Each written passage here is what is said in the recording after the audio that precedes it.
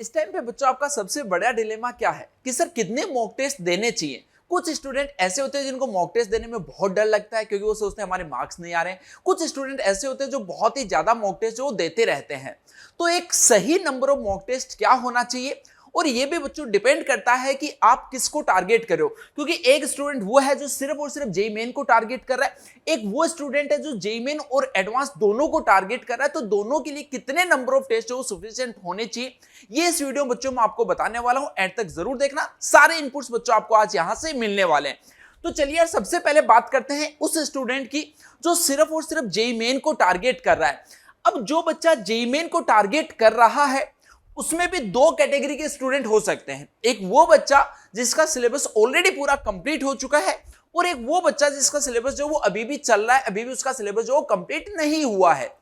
तो देखो यार, आपका जो जेईई मेन का फर्स्ट अटेम्प्ट होने वाला है उसमें लगभग 50 डेज और है आपके पास, यानी 7 वीक्स हैं। तो जिस भी बच्चे का सिलेबस कंप्लीट नहीं हुआ है वो बच्चा हर एक वीक एक मॉक टेस्ट जो वो अटेम्प्ट करे, वो भी फुल सिलेबस का। काफी बच्चे सोचते हैं कि सर अभी मेरा सिलेबस कंप्लीट ही नहीं हुआ है तो मैं फुल सिलेबस का मॉक टेस्ट कैसे अटेम्प्ट करूंगा। तो बच्चे एक्चुअल में क्या होता है कि फुल सिलेबस तो तूने कंप्लीट नहीं किया है, लेकिन जितना भी सिलेबस कंप्लीट किया हुआ है एटलीस्ट उस सिलेबस के क्वेश्चन जो है वो तो तू उस मॉक टेस्ट में टारगेट कर सकता है।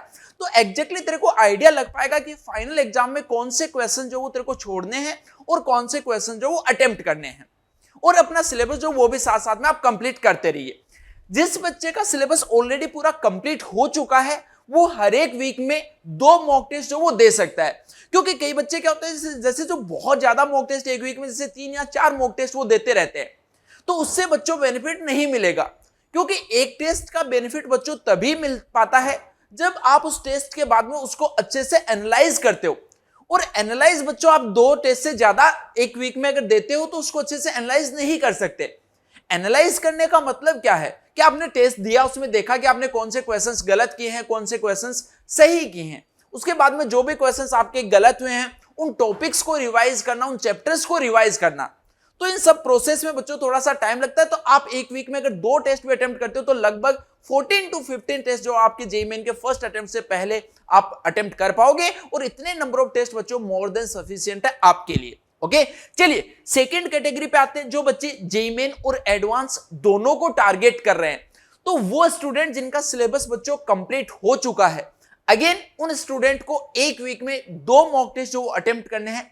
एक मॉक टेस्ट जो है वो आप अटेम्प्ट कीजिए बच्चों जेईई मेन का, और एक हर संडे को जेईई एडवांस का मॉक टेस्ट अटेम्प्ट कीजिए। एंड अगेन जेईई एडवांस का मॉक टेस्ट अटेम्प्ट करने का मतलब कि दोनों पेपर 9 to 12 आप फर्स्ट पेपर अटेम्प्ट कीजिए, 2 to 5 आप सेकंड पेपर जो अटेम्प्ट कीजिए। यानी आपको जो भी पेपर अटेम्प्ट करने हैं वो सेम बच्चों उसी टाइम में अटेम्प्ट करने हैं जो कि आपका जेईई एडवांस का पेपर होना है। जेईई मेन के भी जो भी बच्चे मॉक टेस्ट अटेम्प्ट करेंगे वो ऐसे करना कि एक पेपर जो 9 to 12 वाली शिफ्ट में कर लिया, दूसरा 3 to 6 वाली में कर लिया। क्योंकि बच्चों आपको पहले से पता नहीं है कि आपका कौन सी शिफ्ट में पेपर जो आ सकता है, तो आपको दोनों शिफ्ट के अकॉर्डिंग पेपर जो वो अटेम्प्ट करना आना चाहिए। अब इसमें देखो, वो बच्चे जिनका सिलेबस अभी कंप्लीट नहीं हुआ है उन स्टूडेंट को मैं सजेस्ट करूंगा कि बच्चों आप अभी जो है जेईई एडवांस का 2 वीक में एक मॉक टेस्ट दीजिए, और जेईई मेन का हर एक वीक में मॉक टेस्ट वो दीजिए। यानी कि आप जेईई मेन के फर्स्ट अटेम्प्ट से पहले लगभग 7 या 8 पेपर जो वो जेईई मेन के दे चुके होंगे, और जेईई एडवांस के भी 3-4 पेपर जो आपके कंप्लीट हो चुके होंगे, और इतने बच्चों सफिशिएंट है अगर आपका सिलेबस जो वो कंप्लीट नहीं हुआ है। क्लियर? तो आई होप कि बच्चों अब आपको कोई कंफ्यूजन नहीं हुआ होगा कि कितने मॉक टेस्ट देने चाहिए। अगला बड़ा सवाल आता है कि कब। टाइमिंग मैंने आपको बता दिया कि जिसमें जेईई मेन और जेईई एडवांस का पेपर होता है उसी टाइम इंटरवल में बच्चों आप ये पेपर जो अटेम्प्ट कीजिए। थर्ड सवाल आता है कि सर रेलेवेंट मॉक टेस्ट जो वो कहां से दी। क्योंकि बच्चों कई बार क्या होता है कि गलत मॉक टेस्ट देने से आपकी जो भी प्रिपरेशन चल रही है उसको काफी नुकसान हो सकता है। जैसे काफी बच्चे पूछते हैं कि एनटीए के पेपर दे दें क्या। तो एनटीए में क्या होता है कि मिक्स सा है उनका, कुछ पेपर उनके रेलेवेंट भी है, कुछ इरेलेवेंट पेपर्स भी है।